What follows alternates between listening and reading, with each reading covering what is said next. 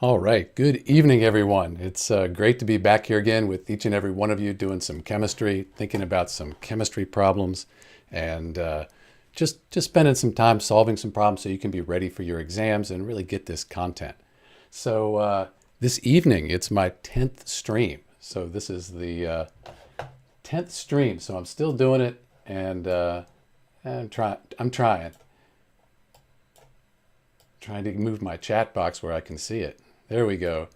Hey, Kumar and Darshira and Lauren. Excellent. Great to see you guys here. So I've been on video conferences a lot of today, and I've done a bunch of videos, so my voice is, I'm kind of feeling it, but we'll get through it here. So let's do some chemistry problems. How about we go over here, and there we are. 7 problems this evening. So we're going to kind of just work through these problems here. And these are all things you're going to see again on exams, one way or the other. So why don't we get started? Let's do the first one. Hey, Jason, good to see you there. All right, find the molarity. So a few streams back, Lexi asked me to do one of these molarity problems. So I thought we'd give it a try. So you're given these initial conditions, and you want to figure out what your molarity is for the final conditions. So you should be thinking, what equation am I going to use to do this? You probably could figure out with just moles and grams, but the easiest way, M1V1 equals M2V2. One of those equations is just real useful to have in your mind there. So think of it this way. We start out with this here, and we have 300 milliliters here, 300 milliliters, and it's 1.2 molar. And what we're going to do is we're going to put water in until we get it up here to the mark, and we get to 1,000 milliliters. So this is your classic dilution problem. So give it a try. See if you can put these numbers in and solve for molarity here for our second volume when this is full. Like that, kind of like that. Give it a try. Thank you, Lauren. I appreciate your comment there.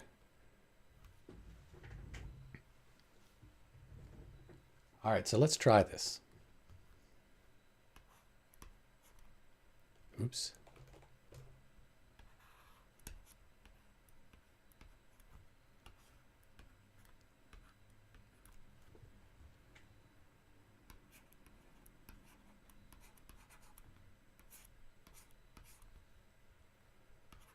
And what's nice about this, because it's a ratio, if you have milliliters on both sides, they'll cancel out and you'll be good. You don't have to worry about converting to liters when you do the ratio here.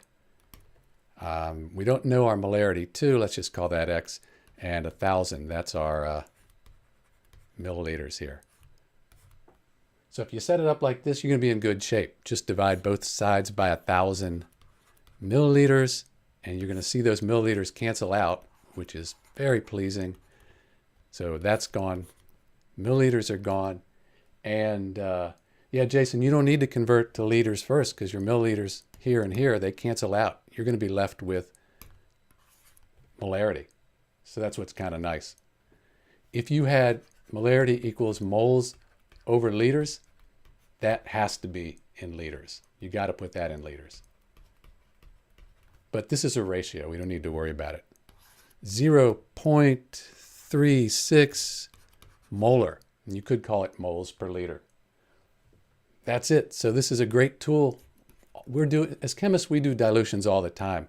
I might have, say, a 5 molar solution, and I just take a little bit of that, and I can make like a 1.2 molar. So we call the more concentrated one our stock solution. All right. You guys ready for another one? What are we doing? Oh, the electron configuration. Everybody loves electron configurations, right? Teachers love electron configurations, as do test writers. So what I'd like you to do here, right? And hey, there's Lexi. Hey, Lexi, we just did our molarity M1V1 problem if you missed it. So just use this here to write the electron configuration. And that'll really help you remember really what we're doing. We're defining the energy levels and where electrons are. Give it a try.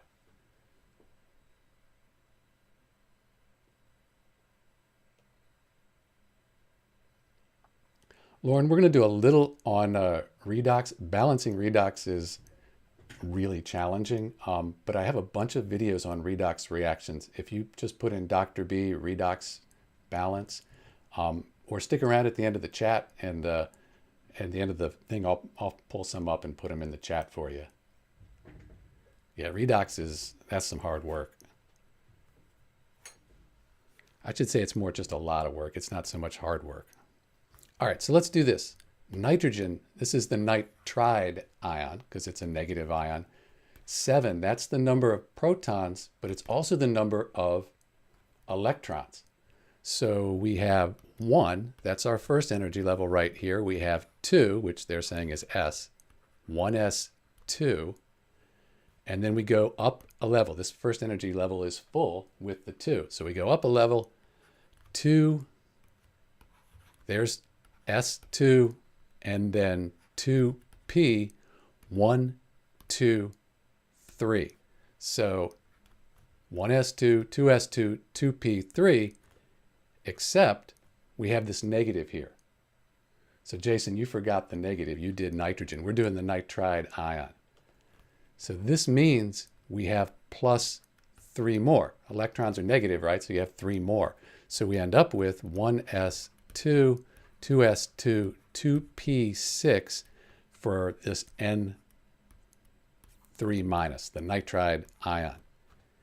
And the reason it gets 3 is because now the second energy level is full. It has 8, that's an octet. So that's why we end up having nitride is always 3 minus, because it needs 3 more to get that full second energy level. So always think about electron configurations. Just think about the atom and the shells. Don't get too caught up in just the process. Think about the atoms and the shells. And we'll look at this real quick too, because people like this.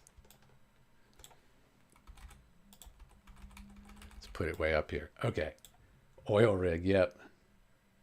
If it was 3 plus, you would take away 3 electrons, Lauren. But in this case, since nitrogen only needs 3 more for an octet, it won't lose electrons, it'll gain them. Yeah, Lexi, you're correct. You'd subtract 3. So just to look at that nitrogen again, we'd have 1s2, 1s1, 1s2. This is our first energy level. That's full. Second energy level, 2s1, 2s2, 2p1, 2, 3. Right there would be nitrogen, and then the ions here would be all 3 minus. Okay, let's do another one. So you always see these electron configuration ones. This one shouldn't be too hard if you know the trend. So I'll put the periodic table up. Give this a try.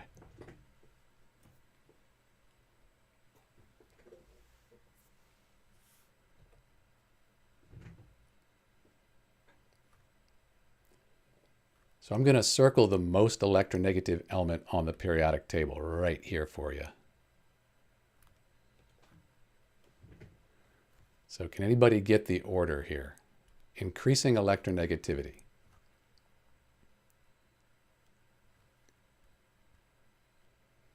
So the way I think about it is, I know that if we're in, and this is where they get you, they say things like increasing or decreasing. So in this case, it's increasing electronegativity. So the most will be on the end of our list.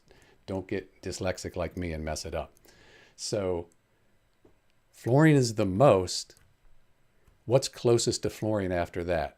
Looks like chlorine would be next near it, Mg.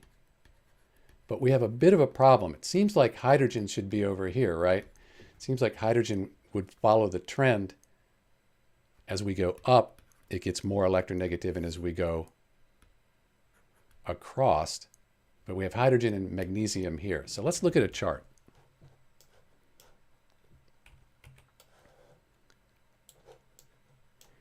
If you look at the chart here, you'll see that hydrogen is actually pretty electronegative, and it's a good bit more than magnesium. So I kind of put hydrogen in there just so you'd be aware that it's kind of an exception to our rule. So I may have tricked some people there, which I guess we like to do that as teachers. Tricking people is kind of fun. Students don't like it though. And a DFO 5 has finally made it. Excellent, thank you. And so Lauren, you're right if you're just looking at the trend, but just be aware hydrogen's kind of more electronegative. It's considered a non-metal often, so it's over here. Yes, it is tricky. All right.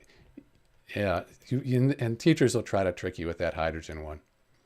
All right, this is possibly my favorite thing of all time, Lewis structures. I can do Lewis structures all day long. So I'm going to give you the number of valence electrons here so you can get on with the rest of it. Carbon is in group 14, so it has 4 valence electrons. Oxygen group 16, it has 6, but we have 2 oxygen atoms. So 4 plus 12 is, I can do it, 16. So give it a shot. Draw the Lewis structure for CO2. This one's a little harder than the one we did the other day.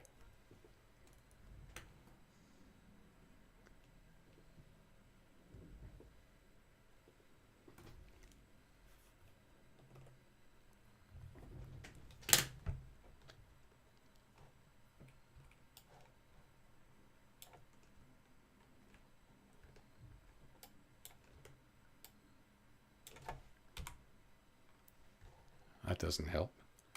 There you go. If you need to know electronegativity, here's carbon right here. Here's oxygen. And remember, fluorine is the most. So which is the least electronegative? Carbon.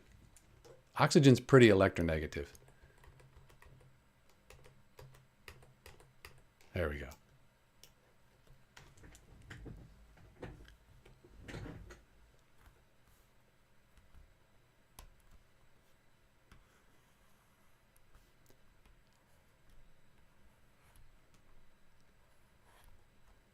If you're wondering why hydrogen always goes on the outside, that's because hydrogen just has one electron, so it's 1s1. So when it bonds, it just needs one more to get 1s2. So it can't have more than 2. So hydrogen always goes on the outside. It can only share 2 electrons.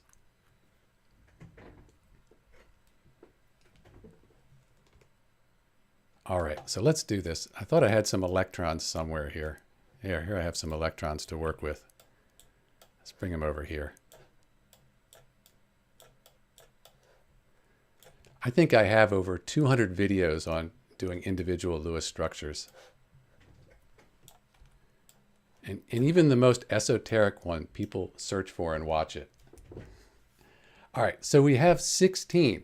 We have our least electronegative atom in the center. We put a pair of electrons. So when we put a pair of electrons here, that's the chemical bond. These are shared between atoms. So we formed our bonds, and now we'll complete the octets on the outside. So we use 2, 4, 6, 8, 10, 12, 14, copy this one here, 16. Caleb, I have some bad news for you. The equation that you have there, I think, is already balanced. Ca, C, it's already balanced. So yes, I can help you. All right, so the carbon. So the oxygens are good. They have 8, but that carbon in the center only has the 4. So that's kind of a problem. So what we can do is we can move electrons outside and form a double bond. And we haven't added any more electrons to our thing. We still have 16, but now we have 8 here, 6 here. So we're getting close. Move another pair in here. Now everybody has 8. Life is good. And we've used 16. That is the Lewis structure for CO2. Teachers love to put that one on there because it makes you do the double bond. And so each oxygen would have 2 lone pairs. We have 2 lone pairs here. All right, so I'm going to copy this. Just just print the screen and we'll just copy it here. And let's do the next one down here. Molecular geometry. Yeah, I also really like molecular geometry. I don't think I have my charts up for molecular geometry, unfortunately. Oh, okay. I do. I do have my charts up. So we'll look at the molecular geometry here just based on the chart, and then we'll actually look at the 3D situation. Let's put it over here so it's not behind my big head. All right. So we have 1, 2 atoms, and there are no lone pairs on the carbon. It would be nonpolar, Jason, you are right, because the dipoles both point in opposite directions. So the steric number is 2. We don't have any lone pairs. We call this a linear molecule. So it's going to be adhif O5, the bonds, the individual bonds are polar. The carbon-oxygen bond is polar, but since they're both pulling in opposite directions or pointing in opposite directions, that means the molecule is nonpolar, but the bonds, they are polar. So it's symmetrical, so it's going to be nonpolar. So remember that we have double bond oxygen, double bond oxygen. Let's look at this in 3D with this really cool visualization tool, which I'm going to share with you guys right now. Thank you, Jasmine. I'm happy I could help you out there. Let's find this. That's my cat right there.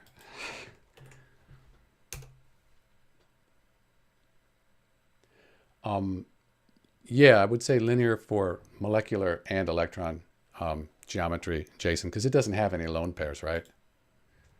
All right.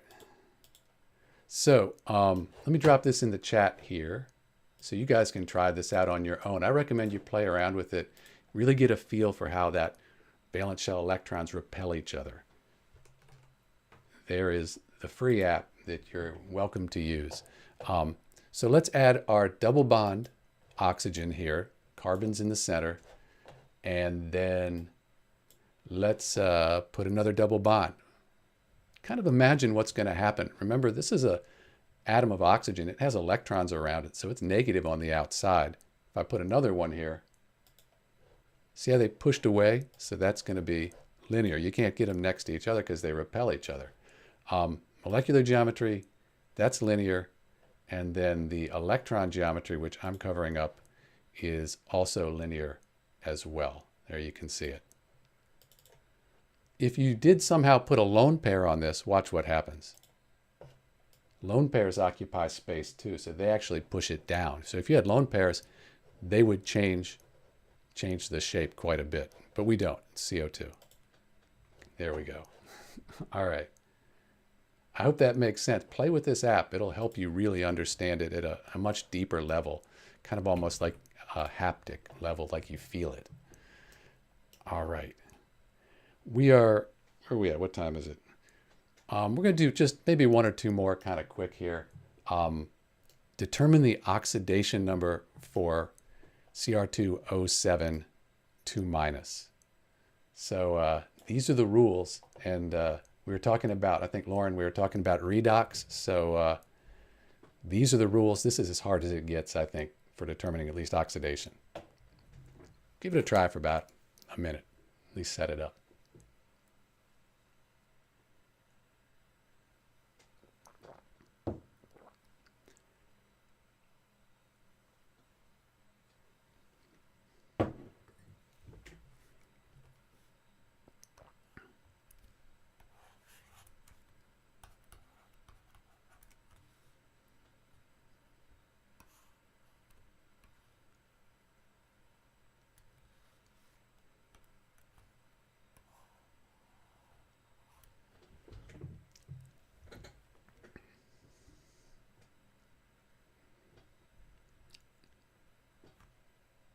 So let's try it here. So when we look at Cr2O7 2- here, it's an ion because we have a negative charge or a positive charge, right? So we know it's an ion. There's 2 extra electrons on this polyatomic ion. So we know we have 2 chromiums, but chromium's a transition metal. So we don't know the oxidation state for chromium. It changes based on what it's bonded to. Let's call it X. And we do know that we have 7 oxygens, and each oxygen is going to be -2. And the whole thing, because it's an ion, all the numbers add up to the charge on the ion, which is 2-. So I'm going to write this as -2 since we're doing oxidation. Whenever you see charge like this means this is ionic charge. When you see the negative or the positive in front of an atom, that's oxidation number. So just kind of a little convention. So let's do this. 2x minus 14 equals -2. Add 14 to both sides. And Lexi, if it's neutral, it has to add up. Yeah, you got it. It has to add up to 0. But here it's an ion, so it has to equal the charge. So now we have 2x equals positive 12. X equals positive 6. So you have a +6 on that chromium. That's each one of them, right? So each chromium, there's 2, has a +6 oxidation state. And these rules, they work for all compounds. It's really quite easy. There's a link to a really good video I did on how to find oxidation numbers in the description for the chat, and a lot of other links too to Lewis structures that you can find. All right. So we're going to wrap up number 7 here with you figuring out which of these are or is redox reactions. So you have to know, how do you tell if it's redox? Why don't I do the first one? So this is the combustion of methane. And I see that the oxidation state on the carbon is -4. But over here, it's +4. So right away, I know this is redox because the oxidation state changed. Oxygen goes from 0 to -2. Oxidation state changed. This is definitely redox. Hydrogen stays the same, but we're really not interested in that hydrogen there. So see if you can figure out if these are redox or not. We'll call this number 2 and 3. Which one is redox? Yep, you got it. It has to be redox because those oxidation numbers change. That's kind of the definition of redox. Yeah, I'll upload this and just have it on my channel under the live.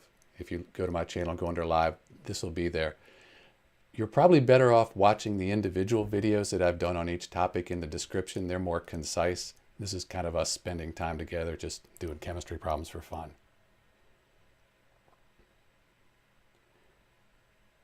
Hey, Rudy, Steve, thank you.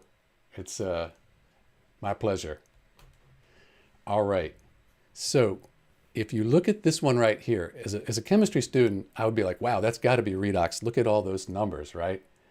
But sodium is 1+, still 1+. Oxygen is 2- here, 2- here, stays 2-. Copper, 2+. Sulfur, +6. I was saying the plus wrong there for a second, but they're all the same, right? So this is not redox, but here we have 1 + 1 goes to 0, +1 goes to 0. That's redox. And there's a nice general rule here that double displacement reactions, this is a double displacement because the Na and the Cu, they kind of switch places. You had sodium hydroxide, now you have sodium sulfate, copper sulfate, copper hydroxide there. I'm going to call it a 2x replacement reaction. So double replacement reactions are not going to be redox, even though they look impressive. So that's it. All right. That's actually 24 minutes. That's about the extent of my voice. I can feel it like kind of crackly and like then kind of whispery at the same time. I don't know why that happens, but anyways. Thank you very much for spending some time with me, and I'll be back on Thursday evening, same time. Maybe we'll do some more problems. If you have suggestions, leave comments to the video or in the chat. I'll stay on the chat for a little bit. And as always, this is Dr. B. Thanks for watching.